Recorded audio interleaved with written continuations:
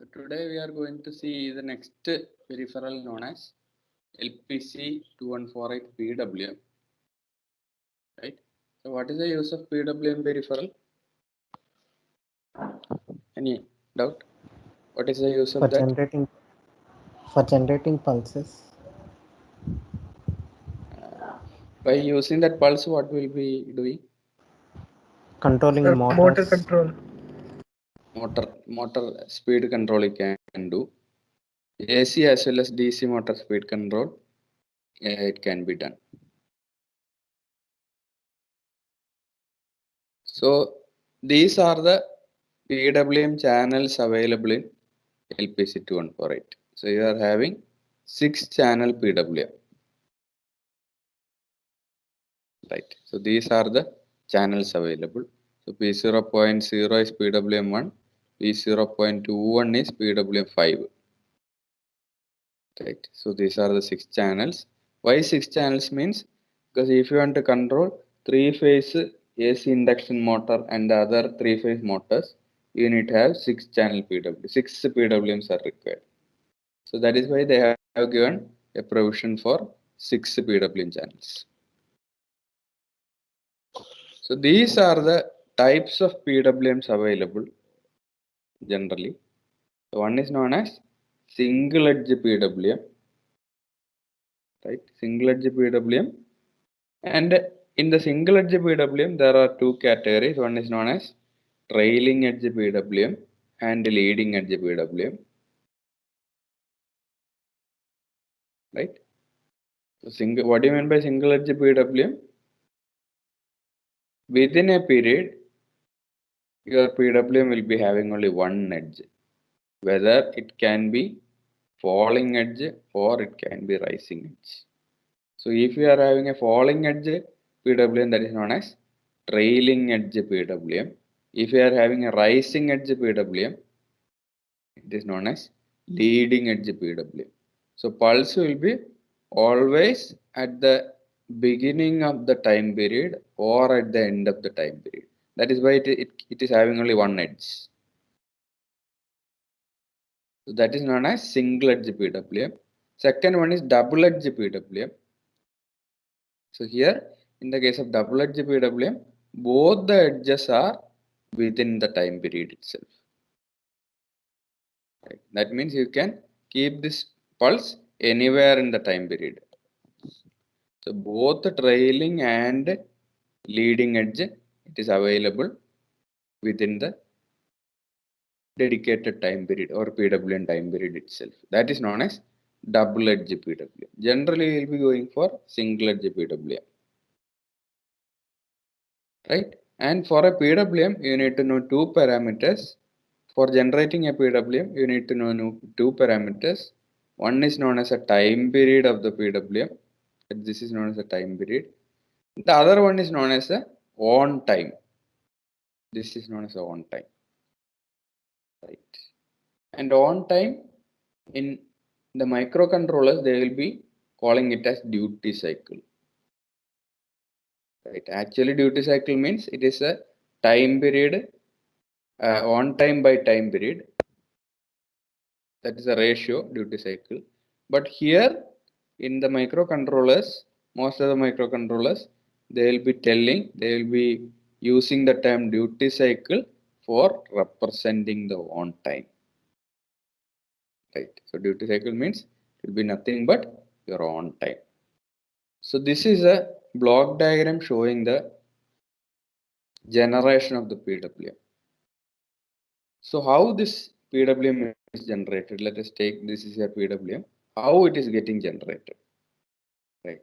So here, what is the time period of this PWM? I am considering it as in this diagram, my PWM is having 100 as my time period. In this case, 100 is my time period. 60 is my duty cycle. 60 is my duty cycle. That is why on time is 60. Right. And how the PWM is generated? Initially, the PWM pin will be on. Right. It will keep on in the on state until the duty cycle is over. When it is over, it will be taken back to 0. It will be taken back to 0. It will be in 0 until one time period is over.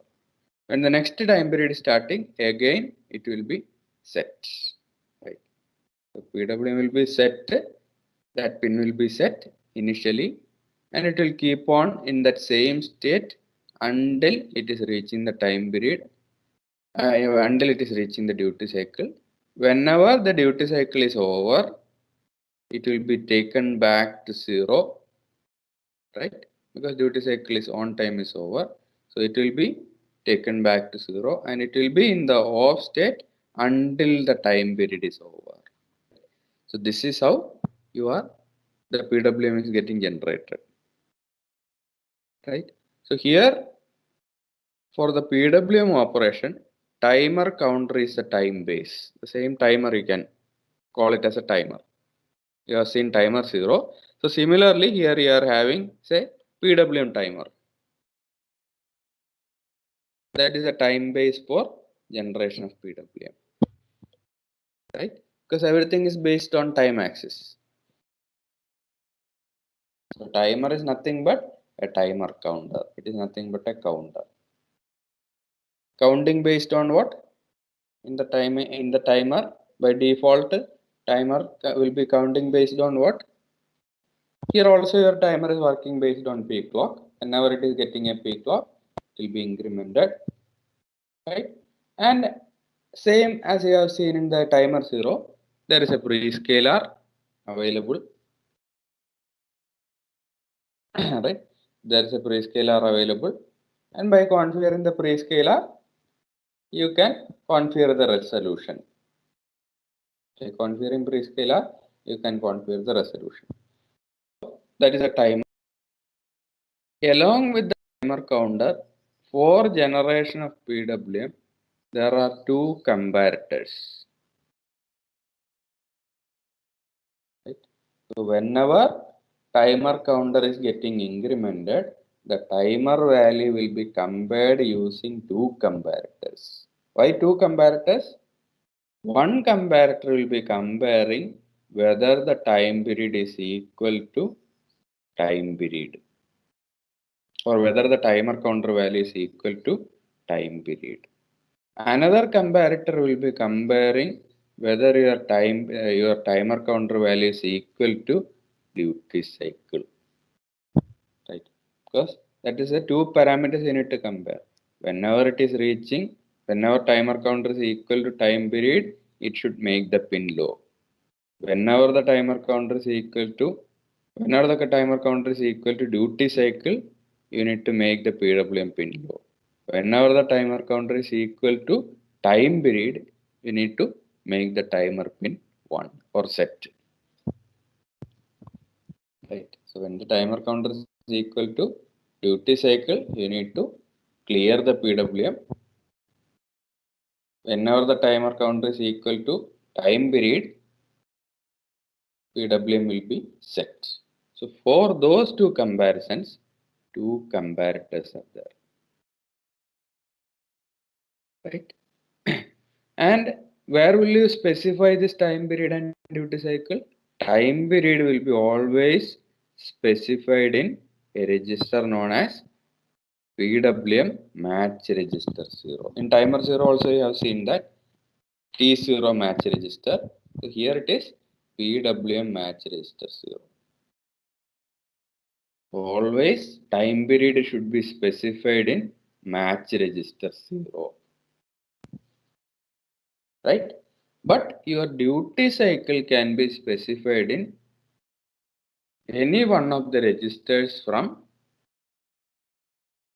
match register 1 to match register 6. Why? Because in LPC 2148 there is a provision to generate maximum 6 PWMs. So duty cycle can be specified in registers from any one of the registers from MR1 to MR6. But you will be having for all the PWM channel, the time period remains the same.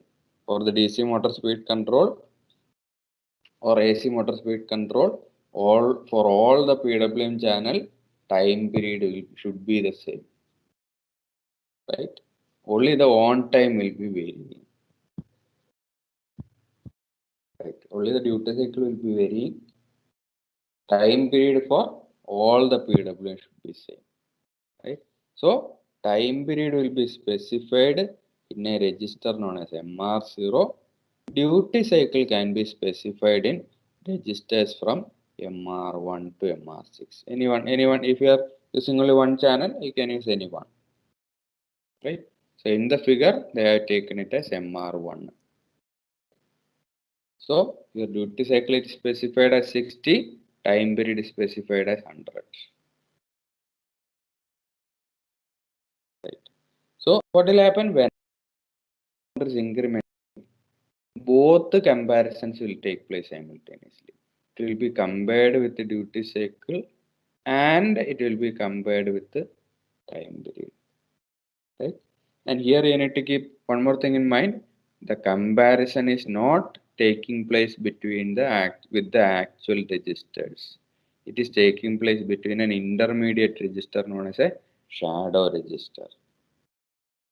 So it is given for a protection, right? Why? Because the new time period and duty cycle value should be accepted by the timer, by the PWM, only at the starting of a time period, right? PWM should receive only, should receive the new time period and duty cycle value. If you are changing it, it should be taken up only at the starting of the time period, right? If you are changing the time period and duty cycle in between, it will affect the PWM generation, right? So in order to have that protection, when I am writing the duty cycle, I am writing to R1. But when one time period is over, then only when one time period is over, then only the shadow registers will be reflected with these values. That means at the starting of one time period, then only the new values will be loaded on to the shadow registers. Until new time period is starting, whatever previous value you have written to these two registers, it will remain in the shadow register. Right. So it is used as a protection. Right. That means whenever, even though you have written to the registers, that will not be taken by the PWM peripheral until new time period is starting. So always the comparison will be taking place between the shadow register with the shadow registers, not with the actual register. Because the actual register value I can change whenever I need. But shadow register value will be changing only when one time period is over. Right. So then we will see what are the operations done when timer counter matches with the duty cycle. So whenever the timer counter is matching with the duty cycle, what will happen? This is a timer counter. When the timer counter is matching with the duty cycle, what will happen? PWM pin will be pulled to 0 or pulled to low. PWM pin is pulled low. Similarly, when the timer counter register is matching with the time PWM time period register, what will happen? When it is matches with the PWM time period, what will happen? First step,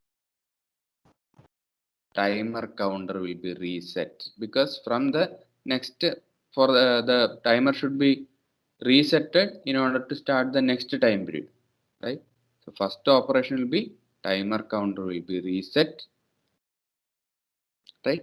Then what will happen to PWM pin? It will be pulled high so that new PWM should start. And the last one is what I told just now. Latches new match registers values. New match register value, that is time period and duty cycle, will be latched on to shadow registers, corresponding shadow registers. Right? Then here I have told whenever timer counter is matching with the duty cycle, PWM pin will be pulled low. How it is pulled low? This comparator will be generating a reset signal to this SR flip-flop. Then it will be pulled low. Similarly, when the timer counter is matching with the time period, PWM pin should be pulled high. Right? How it is getting pulled high? This comparator will be generating a set signal. Right? So whenever timer counter is matching with the time period, 3 operations will be done. One, the SR flip-flop will be set. Right? Timer counter will be reset. Right? And these 2 registers will be latching its value to the corresponding shadow registers. So now we are going to generate a PWM with the time period 10 millisecond and say duty cycle 1 millisecond in PWM channel 5. Right. Going to generate a PWM with the time period 10 millisecond, duty cycle 1 millisecond in channel 5. Always in the peripherals you have seen, first step is you need to configure the functionality of that pin. Right. So here also you are configuring PWM5. Which is PWM5? P0.21. You are going to configure it as PWM5. Right. So how will you configure that? You need to take pin cell 1 register, because from P0.15 to 31 you need to take pin cell 1. Right. So I am taking pin cell 1 register. In this, which bits I need to configure? Bit number 11 and 10. I need to configure bit number 11 and 10. What value you need to write here? You want to configure it as PWM5? 01. 0. So when you are writing 0, 1 to bit number 11 and 10, you are configuring P0.21 as PWM channel 5. That is first step. Next step, you are going to configure single edge or double edge PWM. In my case, I am going to configure single edge PWM for PWM5. So for that, you are going to use a register known as PWM PCR. That is PWM control register. Right. So these are the bits present in PWM control register. In this, which bit you need to configure? 5th bit. 5th bit, because you are configuring, or we are going to generate PWM in PWM channel 5. So here I am going to configure PWM channel 5 as single edge PWM. How will you configure that? 5th bit you need to make it as 0. 5th bit you need to make it as 0. By default it will be 0, but again for time being you are making 5th bit as 0. So it will be selecting single edge PWM. Channel 1 is always single edge PWM. And next we are going to configure the resolution of PWM. Right? We are going to configure the resolution of PWM. How will you configure the resolution? How you have configured the resolution of timer 0? By using the counter, Prescaler counter. T-scalar counter. Right. So how will you configure the prescaler counter? It will be always prescaler plus 1. Prescaler counter, it is nothing but prescaler register plus 1. So prescaler counter you can again consider it as a shadow register for time being. Shadow register means it is a register which cannot be accessed directly. Right. So you are not configuring prescaler counter directly, you are only configuring prescaler register. So prescaler register is nothing but prescaler counter minus 1. Right. So let us take, I am configuring, I am considering my peak clock is 60 megahertz. So the time taken for generation of one peak clock will be 1 by 60 megahertz, right? So if you are having x number of peak clock cycles, what will be the time taken? X into 1 by 60. And here let us take your x is your prescaler counter. It is nothing but prescaler register plus 1. So if you are considering your prescaler register as say 59, what will be the equation? 59 plus 1, that is your x, into 1 by 10 raised to 6, 1 by 60 megahertz. When you are calculating, that will be coming around 1 microsecond. So if you want to configure PWM resolution as 1 microsecond, you need to write 59 to prescaler register. So how will you make it 1 millisecond? Instead of writing 59, you need to write 5. That means your prescaler counter will be 60,000.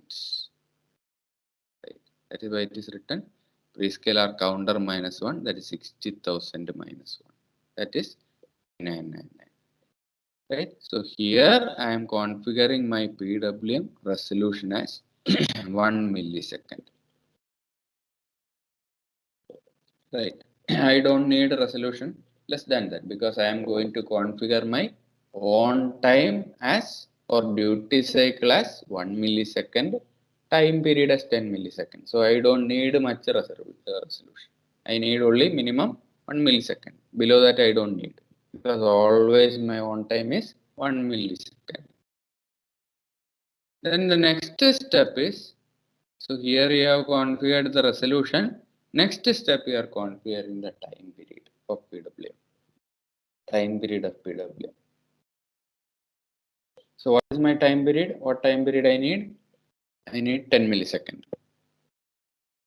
Right? And which register I need to write? So for the time period, I should use only PWM MR0. Match register 0. Right? So always time period should be written in match register 0. You cannot change that. So MR0 will be representing the PWM time period for all the channel. For all the channel, time period will be same once it is configured. So now, why I have written here 10? Already the resolution is set to millisecond. Already the resolution is 1 millisecond. So I told your time base is nothing but your timer counter. The resolution of timer counter I have set it to 1 millisecond. So for generating 10 millisecond, how many times you need to increment the timer counter? 10 times. That is meant by this. 10 means 10 times. 10 times you need to increment the timer counter. When you are incrementing 10 times, how much time will get? 10 millisecond. Right. So each time the timer counter value or count value, timer counter value will be compared with MR0. Whenever the timer counter value is equal to 10, then PWM time period is over. Right. So it is nothing but the timer counter value.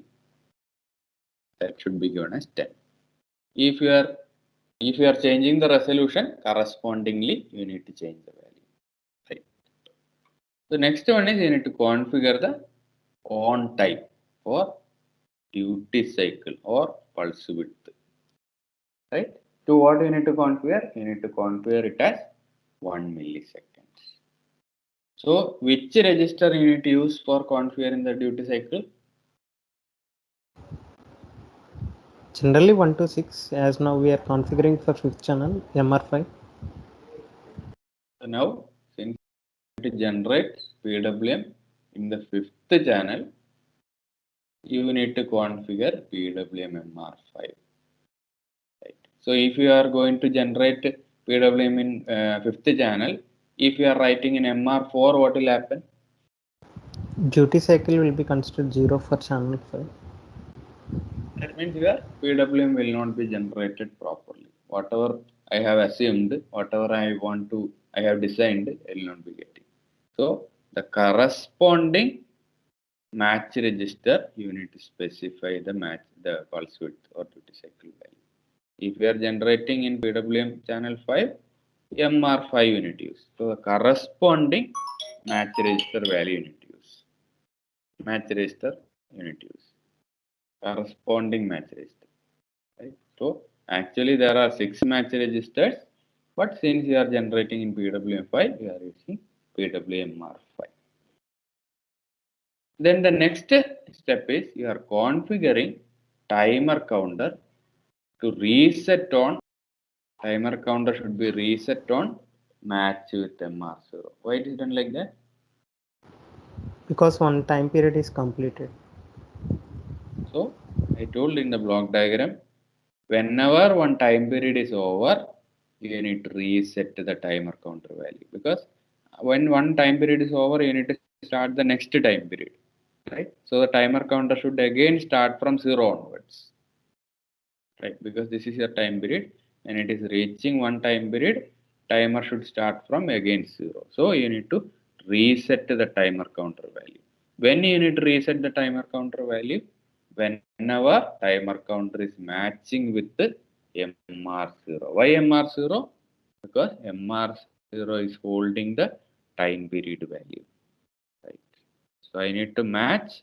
So I need to reset the timer counter whenever the timer counter is matching with the MR0. How will you configure that?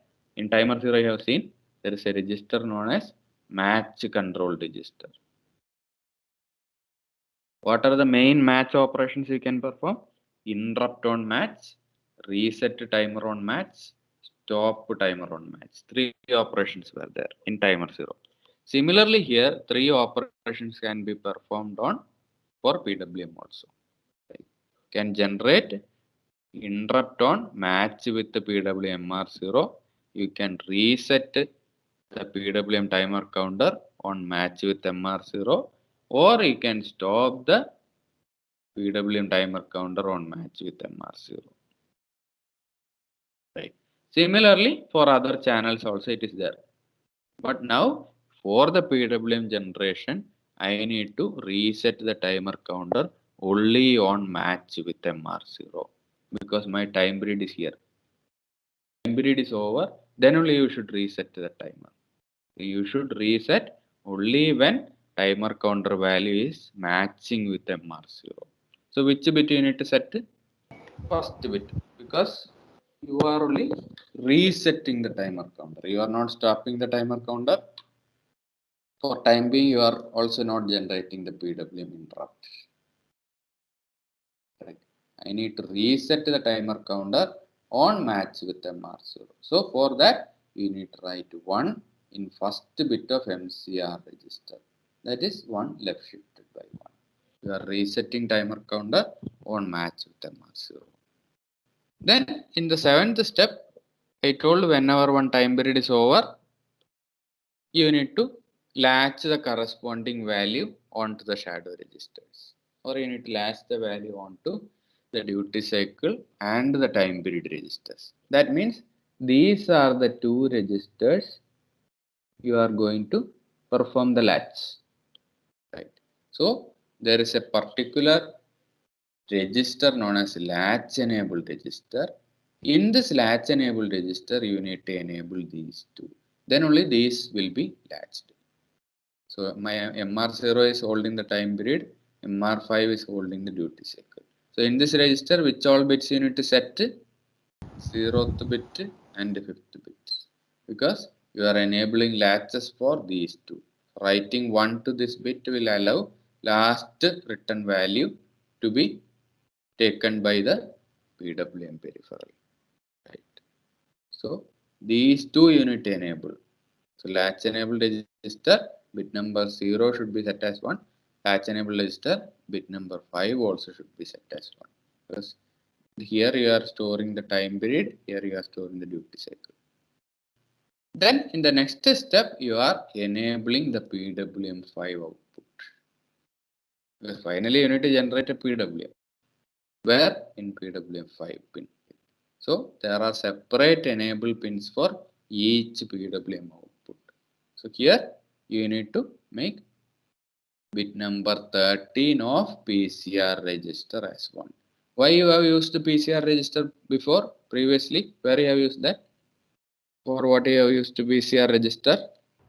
So for configuring single edge or double edge, you are using this PCR register, right?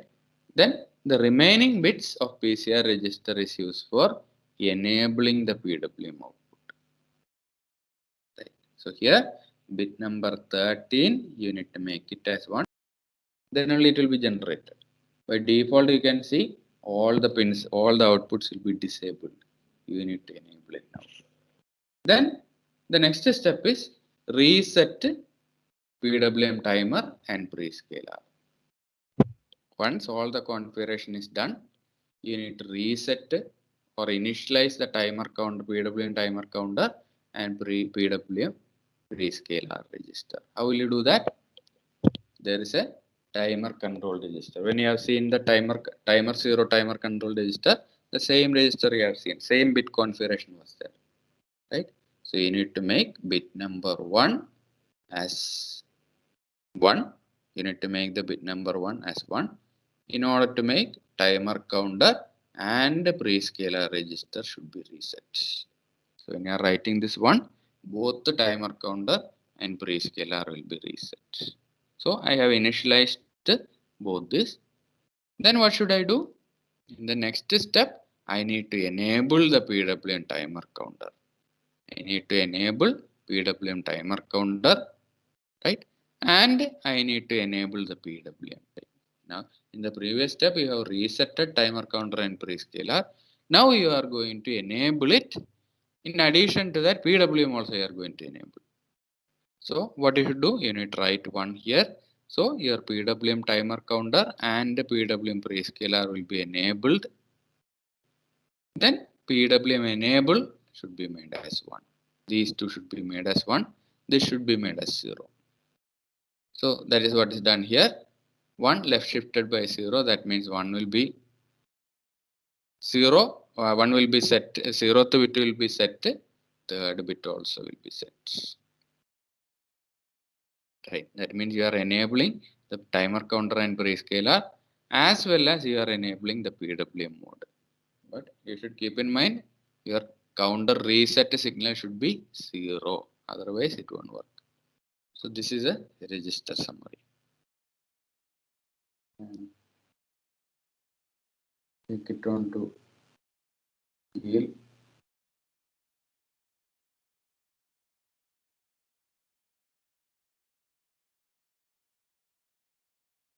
And remove the timer program.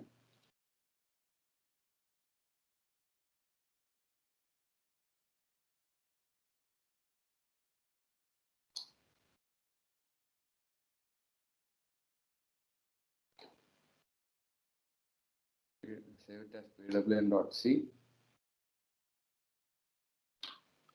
You can double click on startup.s configuration wizard. While configuring timer, we have already made it to VPB clock equal to CPU clock, so no problem. So now you can add your PWM program.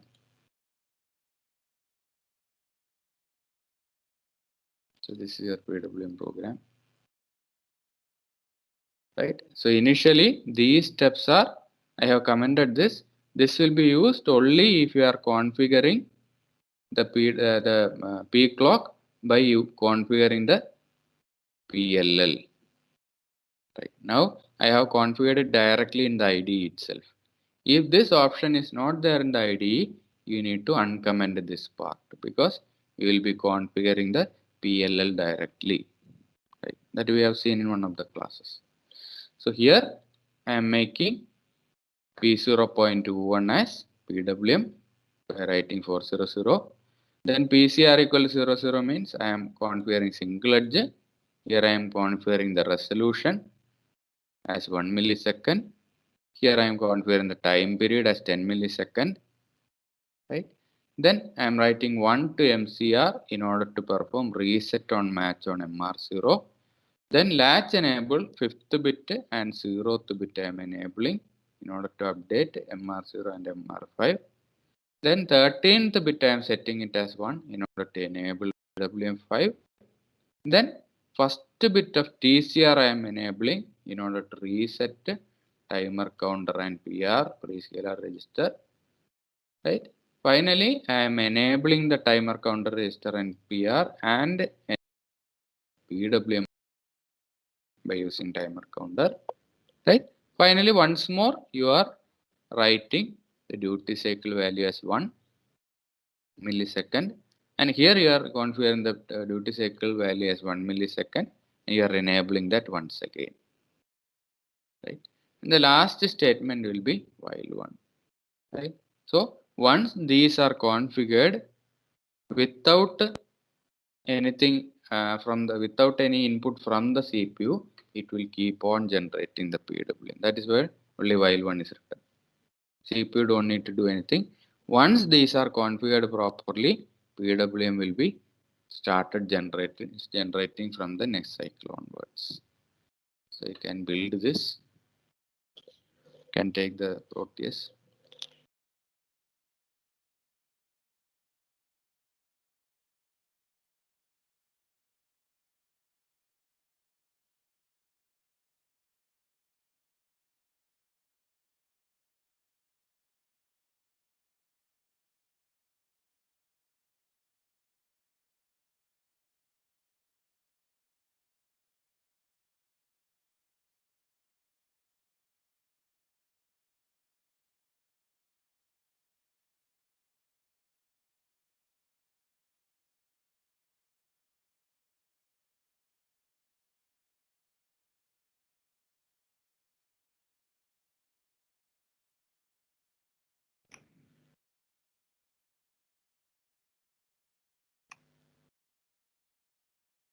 So now I have configured the VCC and ground.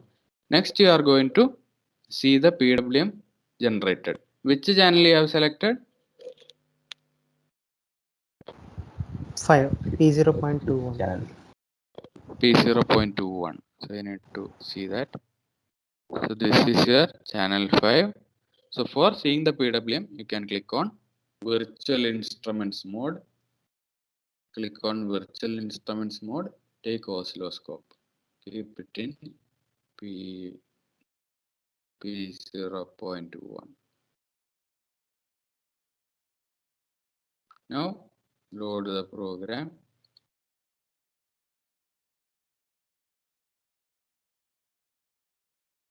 Make it as 12 megahertz. It is very important because your calculation is based on 12 megahertz crystal. I can see PWM generated, and for seeing the value you can click on cursor, take the first cursor, keep it here, it will be showing 1 millisecond. Second cursor, keep it here, it will be showing 10 millisecond.